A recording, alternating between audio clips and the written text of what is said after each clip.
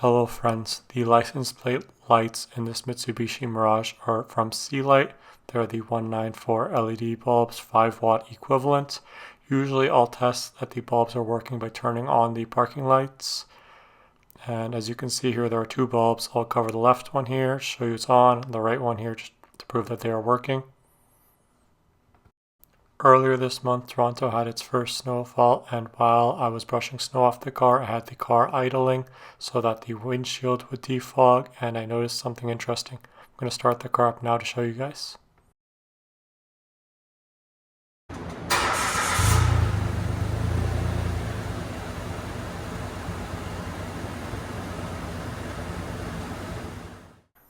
After about 30 seconds of idling, the right license plate bulb begins to strobe.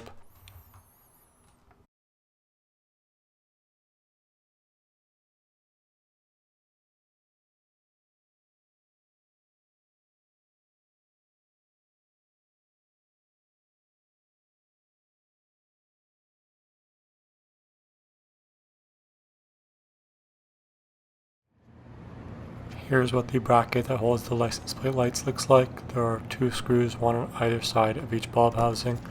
The reason it looks shiny is because I recently had the car coated with crown rust proofing, and you can see it's very brittle, it's very heavily rusted, the paint is all flaked off. So to change the bulb, we just need to undo these two Phillips head screws, one on either side, and the lens will come off, and from there we'll be able to pull out the W5W bulb.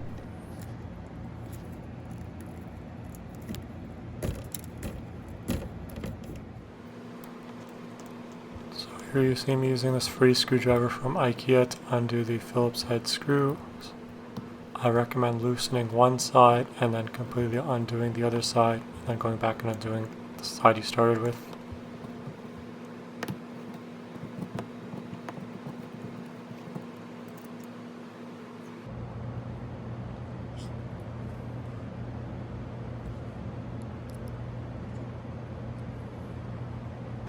Now once we undo the screw on the right side, see that the lens and associated gasket just fall right out.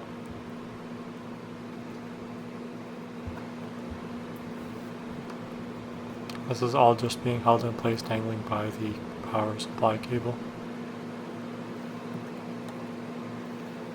We're going to be replacing them with these white 194 Phillips bulbs from Rock Auto.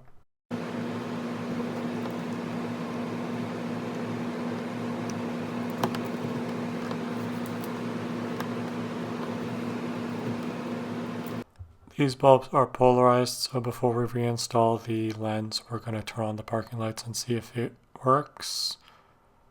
So as you can see here, the parking lights are on, the other bulb illuminates, but this one does not. So I have the bulb backwards, so we're just going to flip it here and test it again.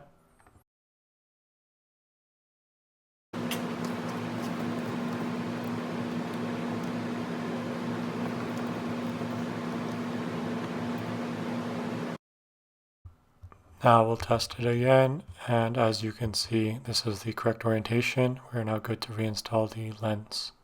It's important to note that the lens is directional. It can only go on one way, so this side is a cutout, this side does not. The side with the cutout must go towards the front of the vehicle, and that's because the bulb housing has that flap kind of on that one side that's toward the front of the vehicle, and that's to guide or direct light toward the license plate and not into the rear bumper. It took me approximately 17 minutes just to reinstall these two Phillips head screws. I had to find this flashlight, and then I also had to find a Phillips head screwdriver that can hold the screw by itself, as I have to be able to hold the lens with one hand and screw it in with the other. If you're having a lot of trouble with this, I recommend maybe using some sort of grease to hold the gasket to the lens and that to the bulb housing. The housing itself actually has a locating pin, but it's not very helpful. You pretty much have to stick your head down there to see where the hole is for the screw. And I dislike doing that because rust flakes would kind of fall into my eyes.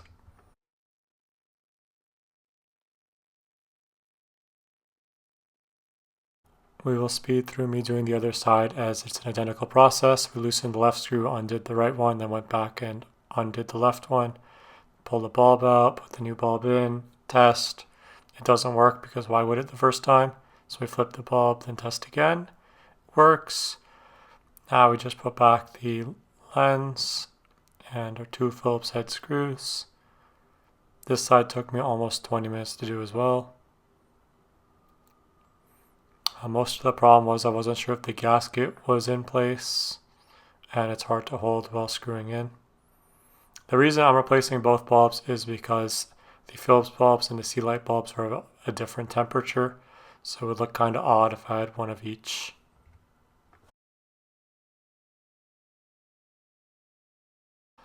Now we will test. So with the engine off, you can see both bulbs work. Here's me covering the left one, here's me covering the right one, just to show you that they're both on. And also notice that the temperature of these bulbs is slightly different. That doesn't really matter to me. Now I'll turn the engine on.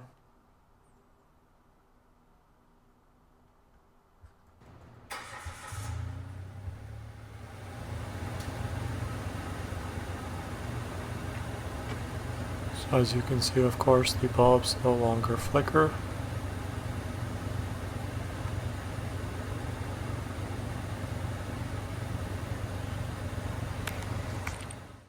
With the engine running, we'll do a quick walk around to make sure all the bulbs are working.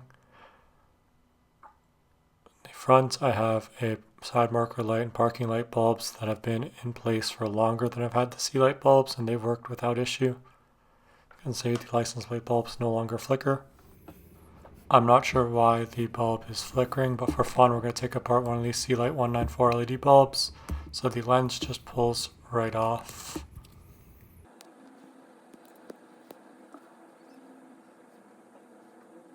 And with the lens out of the way, you can see there's a printed circuit board inside with an LED on either side. The circuit board does not immediately pull out. To get the circuit board out, we need to bend the legs of the circuit board straight, and the reason the legs are bent over is because this LED product is non-polarized. It will turn on either way it is installed, unlike the Phillips bulbs which you saw earlier, which will only turn on in one orientation as they are polarity dependent, which is why I had to flip them over to get them to work. So with the legs bent sort of straight, we can now pull the circuit board out. And looking inside the housing, you can see it is completely hollow. There's nothing in there. Here's what the circuit board looks like. One LED on either side. Here's a close-up look at one side of the printed circuit board. Although the legs in this photo are touching, I believe that was caused by me when I twisted off the lens to remove it from the factory. They should not come touching. Looking at the left edge of the circuit board, we see some type of glue or adhesive that was used to hold the circuit board in place. At the top, we see the light emitting diode that is surface mount. Then below that, we see those 2 surface mount black rectangles with 3 pins each. I believe these are 2 diodes each in a surface mount component, and these are necessary to form a full bridge rectifier. As this bulb is non-polarized, it can go in either way. They likely use 2 components instead of a single surface mount full bridge rectifier for either cost, heat dissipation, or packaging requirements, as this is a very small product. Looking at the flip side of the board, at the top we have our single surface mount LED that's identical to the one on the other side. We have a single resistor, and then below that we have our 2 legs that have been soldered down. Looking at this photo from the Amazon listing, you can see it mentions same polarity at the top. What this means is the bulb is non-polarized. It can go in either way, which means that they add extra circuitry, increasing cost and likelihood of failure, all for installation convenience. The Phillips bulbs are not like this. They are polarized. They can only go in one way. Looking at this other photo from the Amazon listing, it becomes very obvious that I got scammed. The circuit diagram depicted in this photo is very different from what we saw when we disassembled the product. Additionally, at the bottom here, it mentions having a built-in intelligent integrated circuit that can control the temperature within a reasonable and safe range. when we disassembled the LED, there was no integrated circuit, and there definitely was no temperature monitoring circuit. Additionally, this mentions a 6063 aviation aluminum housing for heat dissipation, and although that part of the housing is likely aluminum, it is not very useful for heat dissipation, as the heat generating components, including the surface mount LEDs and the resistor, have no way of conveying their heat to the exterior housing, as there's no type of thermally conductive PCB or thermal paste or adhesive within the housing to carry the heat to the exterior. For reference, using this tool on DigiKey's website, we can put in the number from the surface mount resistor, 680. We can see that it is 68 ohms. It's just a fun little tool on DigiKey's website I think y'all should know about. Using a pair of needle nose pliers, I went ahead and removed all of the components from the printed circuit board so that we'll be able to better see the traces and understand how the circuit works. I was unable to remove the LEDs, but that should not matter, as I don't believe there are any meaningful traces underneath the LEDs. Depicted in red here are the printed circuit board's vias. Vias are holes that go all the way through the circuit board and are lined with metal to allow power to be carried from one side of the board to the other. The reason the vias are always in pairs on this board are likely because of the power requirements being too great for a single via, and multiple vias are likely cheaper than one large via. Depicted in green are the traces on this side of the board. There is one main trace from the light emitting diode to one side of the resistor. Power then flows through the resistor, then through those two vias to the other side of the board.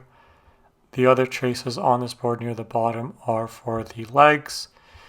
Power goes through the legs, then immediately through the via to the other side of the board. If you're wondering why the manufacturer would have chosen to solder the legs onto this side, it's likely because this side has a lot of free space, and because the legs are likely soldered on by hand or by a machine that has larger tolerances, and because the manufacturer doesn't have great control over how solder flows or the amount of solder used, choosing this side of the board with more surrounding free space is a better decision. Here's what the other side of the printed circuit board looks like with the main components removed and the LED broken. Here are the same 10 vias on this side of the board. I've depicted the traces on this side of the circuit board in green. Remember that the vias, the red dots in the bottom left and bottom right corners, are directly connected to the legs coming into the board.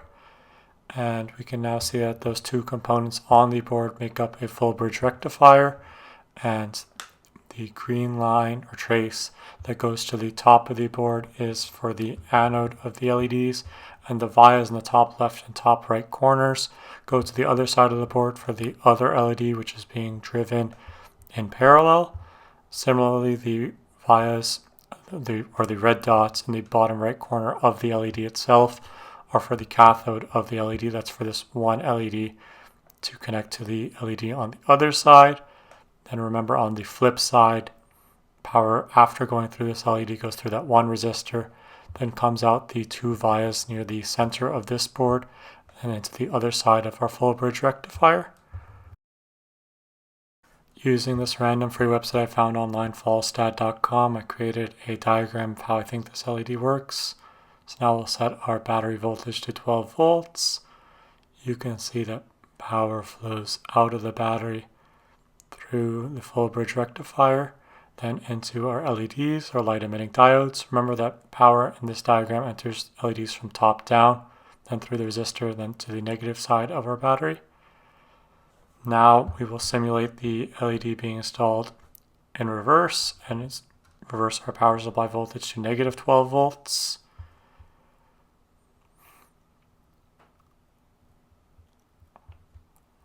So you can see that all the power flowing into the full bridge rectifier is reversed. Power still enters the LEDs from top down and then flow through the resistor. And this is the true might of the full bridge rectifier. Thank you for watching. I try to read 100% of comments that people leave on my videos. So if you leave a comment, it's very likely I will respond.